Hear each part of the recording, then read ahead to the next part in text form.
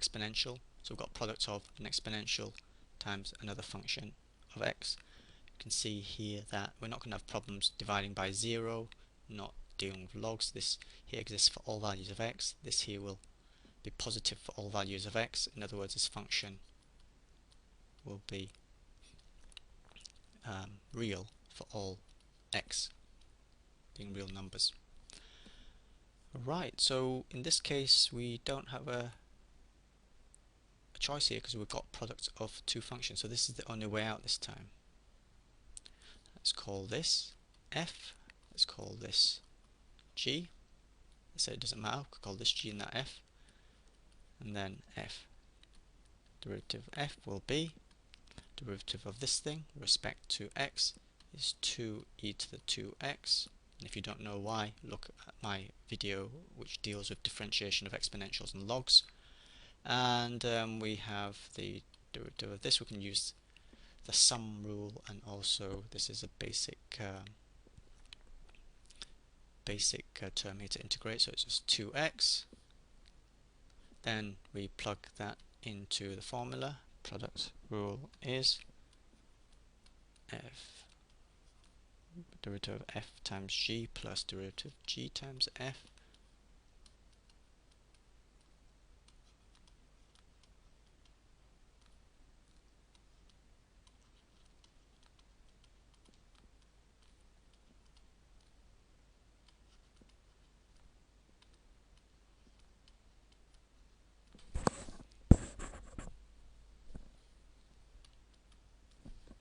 You can see this common factor, so it's worth tidying up. Common factor being 2e to the 2x. This is a term that's common to both terms, first and second term.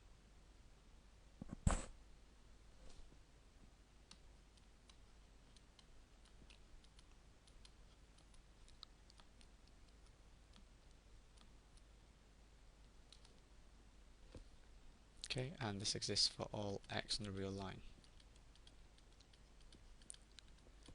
Since you see that this is a quadratic, you might try to factorize it, but leave it, it's fine. Is another way to do this? Well, I've just said you can see it's a product rule here. We can't do what we did before by expanding out brackets and then applying standard rule. However, we can still expand brackets. Some of you might think, well, why not expand brackets? Well, let's try that.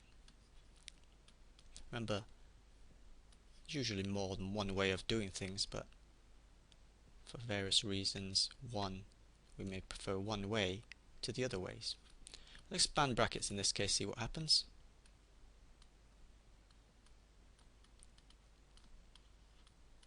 Okay, to see if we can get around the product rule.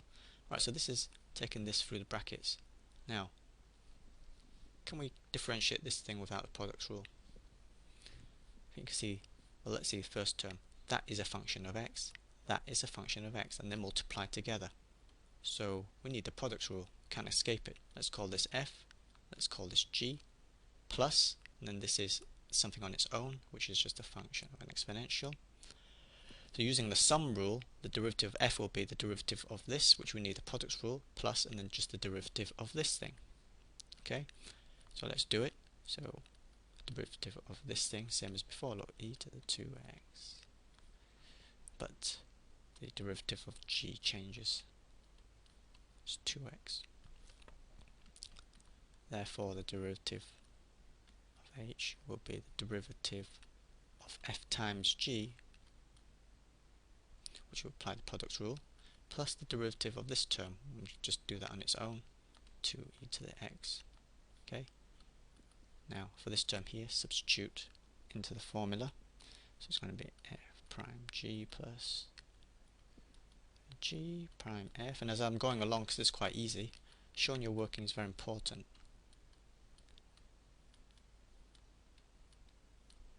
Okay.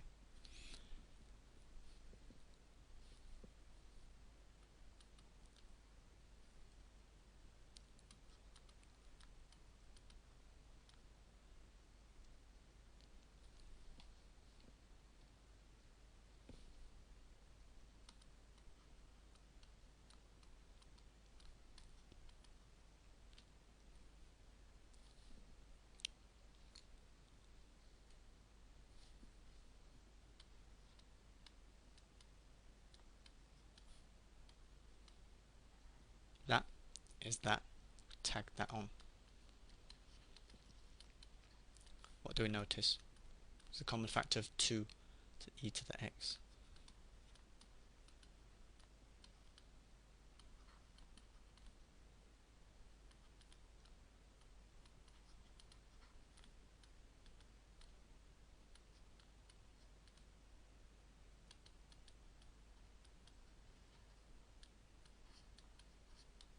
Done.